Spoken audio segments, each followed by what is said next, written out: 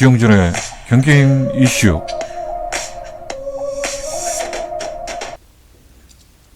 예, 오늘 이창세 수원 미니어총 지부장님 모시고 좀 다양한 얘기 나눠보도록 하겠습니다.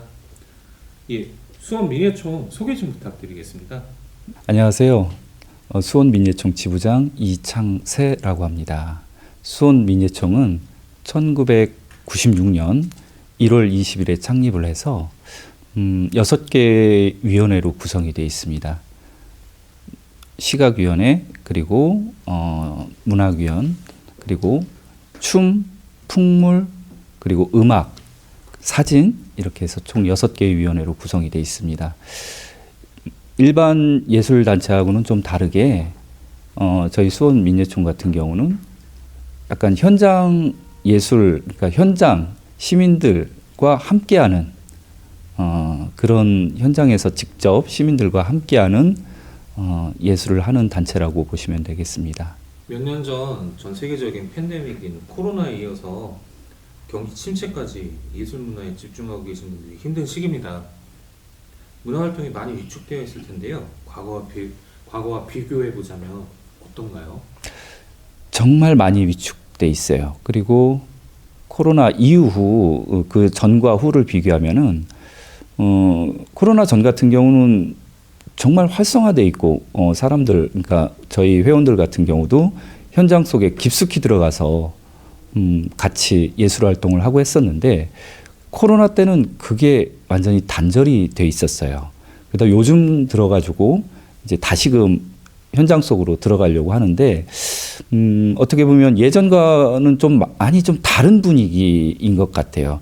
마치 시대가 좀 바뀌었다라는 느낌이 드는, 그런 느낌을 많이 받았어요.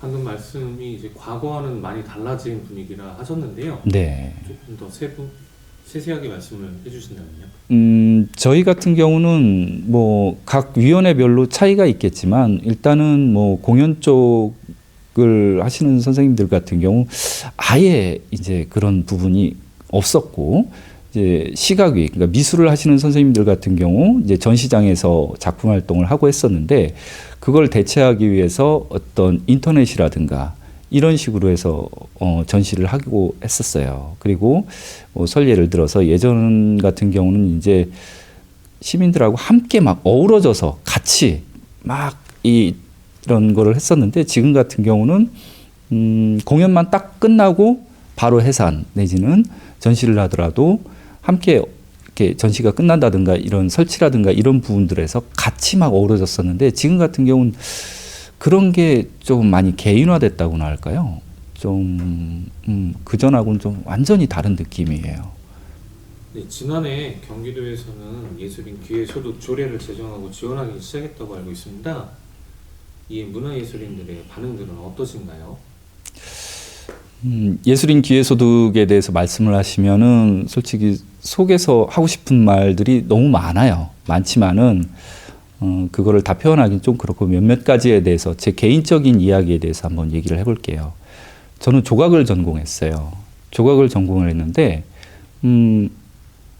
당신의 직업이 무엇이냐라고 사람들이 물으면 저는 미술을 해요, 조각을 해요 라고는 하지만 과연 내가 어느 때는 내가 과연 미술을 하는가, 내가 무엇을 하는가 혼돈이 될 때가 많아요. 예술인 기회소득 같은 경우는 일종의 내가 미술을 하는구나, 예술을 하는구나라는 거를 한편으로는 증명해주는 제도일 수도 있어요. 내가 예술 활동을 하고 그에 대한 아주 작지만 어떤 그 비용을 받는다, 기회 소득을 받는다라고 했었을 때 난 이런 거를 하는 사람이다라는 거를 명확하게 어떻게 보면 남들한테 내지는 내 스스로 그 부분을 알릴 수 있는 그런 부분인 것 같아요. 제 개인적인 이야기를 잠깐 할게요. 예전에 1인 시위를 했었던 적이 있었어요. 제 주변에 어떤 유명한 조각가 분이 한 분이 계셨어요. 근데 그분이 교통사고로 돌아가셨는데, 그분을 어떤 보험사에서 어떤 보상을 해주는데 무직자, 일용 노동자로 해서 보상을 해줬던 적이 있어요. 그분 같은 경우는 되게 촉망받는 조각가였고, 하지만 사회적으로 내지는 그 보험사에서는 그분을 조각가로 인정을 안 해줘요. 그 한마디로 말해서 그 직업 자체를 인정을 안 해주는 것 같더라고요.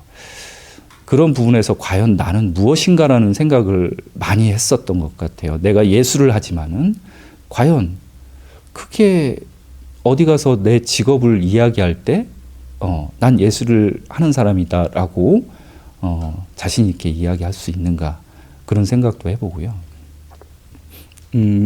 그리고 그 돈이 중요한 것보다, 돈이라는 150만 원이라는 그 돈이 중요한 것보다 그 부분에 대한 상징성이 상당히 큰 것 같아요. 27개 시군에서 4개 시군만 빠졌어요. 수원, 용인, 그리고 고양, 성남, 이렇게 4개의 도시가 빠졌어요. 그 중에서 저는 수원에 대한 어떤 자부심이 상당히 강해요.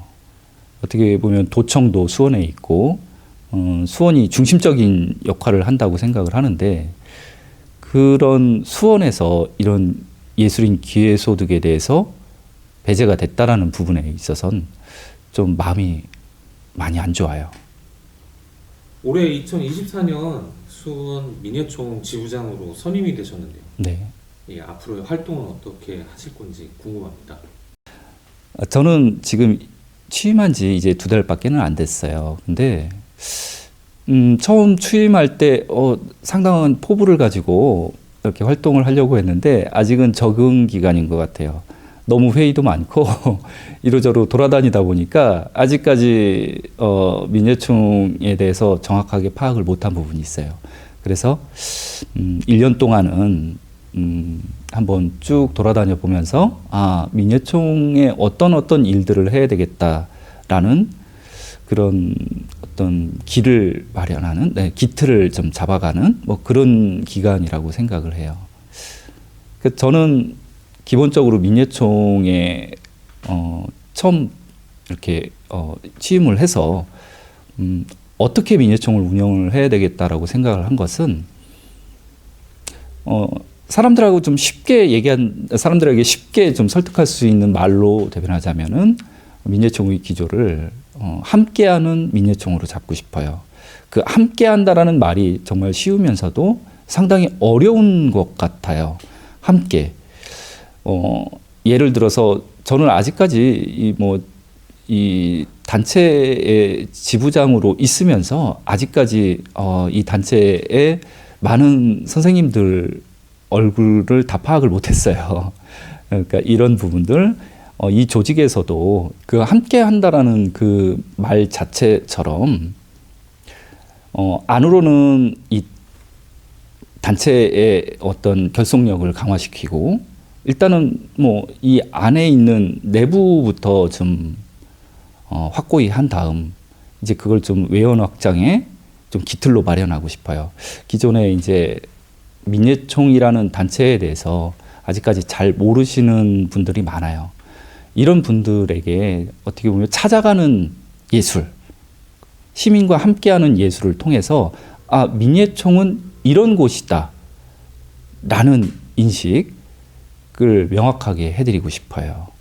예, 마지막으로 저희 광교신문 구독자분들께 한 말씀 부탁드리겠습니다. 광교신문 구독, 좋아요 눌러주세요. 네.